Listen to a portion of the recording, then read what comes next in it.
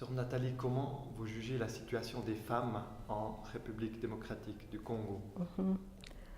En ce qui concerne les femmes, il y a beaucoup à faire. Il y a un travail à faire pour la promotion de la femme. La plupart des cas, la femme, elle est marginalisée, elle est exploitée, elle est violentée. Pour la plupart des cas, elle est considérée comme un instrument de production. Bien sûr, il y a une différence entre la femme urbaine et la femme rurale.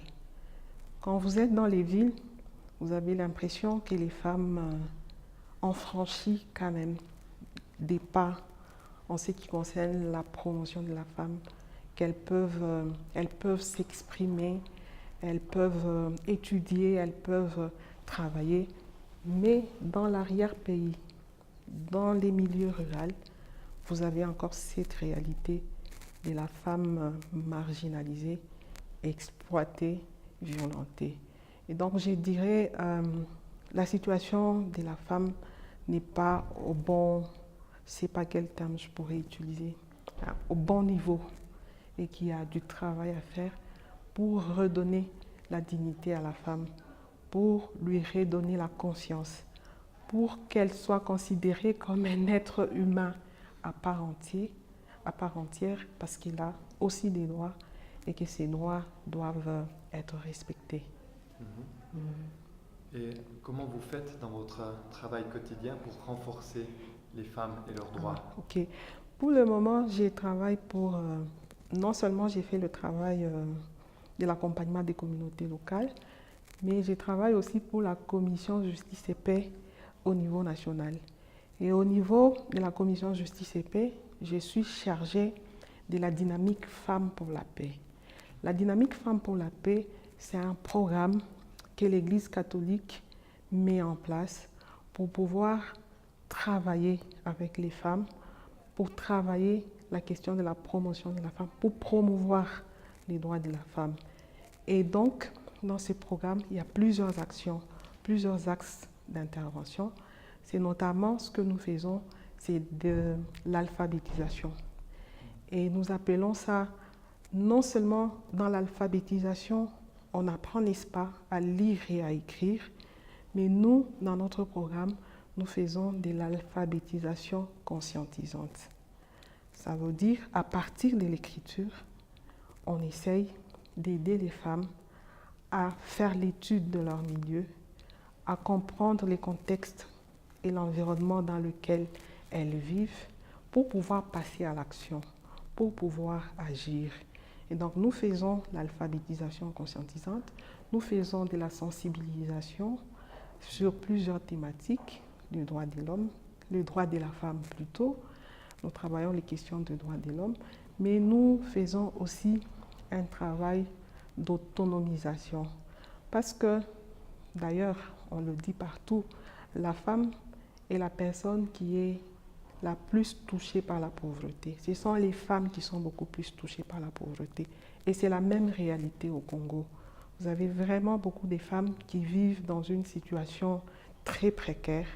Et donc, nous essayons aussi de faire un travail pour arriver à l'autonomisation des femmes. Mais il y a aussi toutes les questions liées aux violences. Les violences sont multiples. Il y a des violences domestiques, donc les femmes vivent dans leur famille, dans leur foyer, dans leur ménage.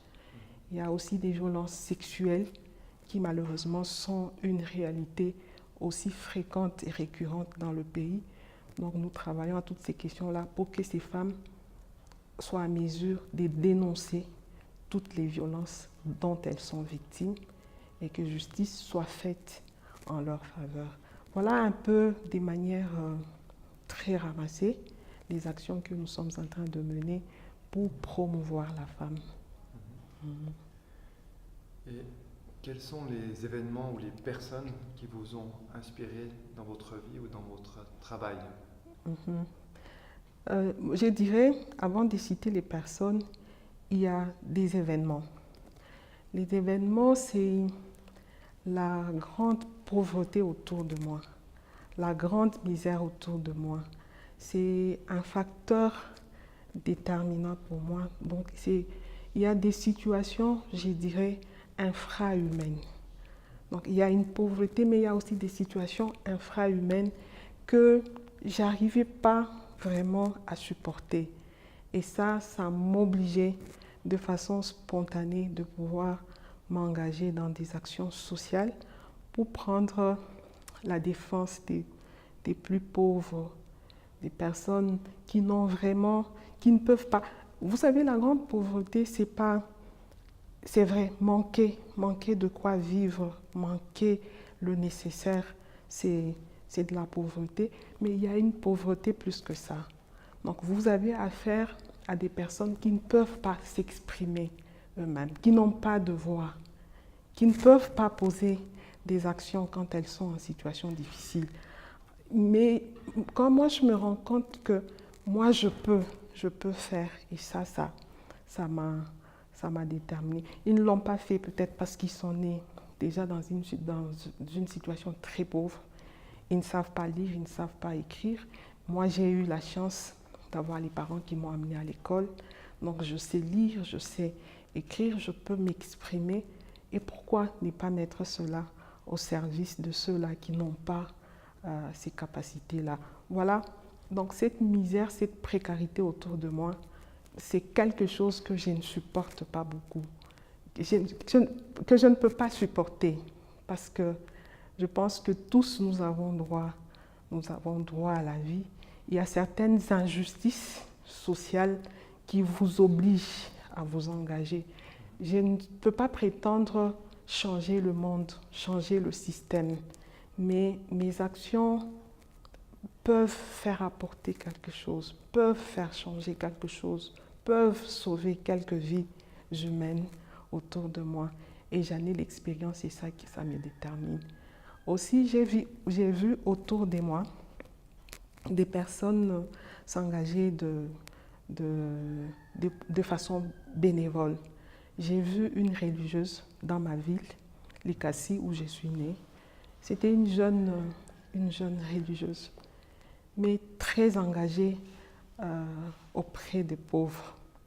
Je l'ai vue très engagée auprès des enfants vivant avec handicap.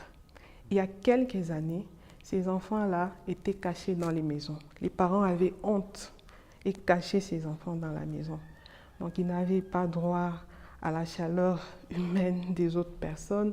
Ça faisait un objet de honte pour les familles.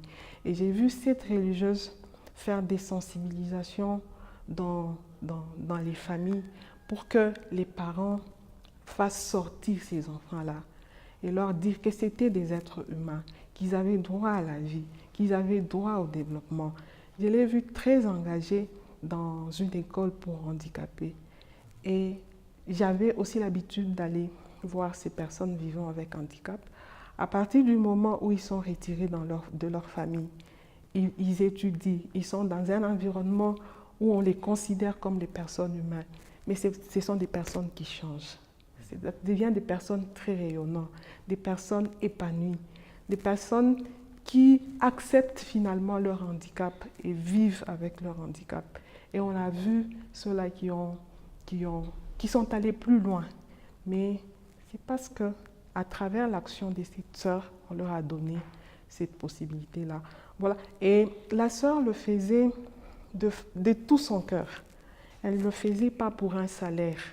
Elle le faisait parce qu'elle faisait confiance à ces enfants-là. Parce que ces enfants-là, c'était des êtres humains pour elle, qu'ils avaient le droit à la vie. Elle en était tellement convaincue qu'elle était engagée de tout son cœur. Et ça, j'en ai gardé toute la vie. Et ça m'a déterminée aussi à pouvoir être au service des autres. Et surtout ceux-là qui ne sont pas considérés, qui sont des personnes de la périphérie rejetées, qui ne comptent pas peut-être pour la société. Voilà.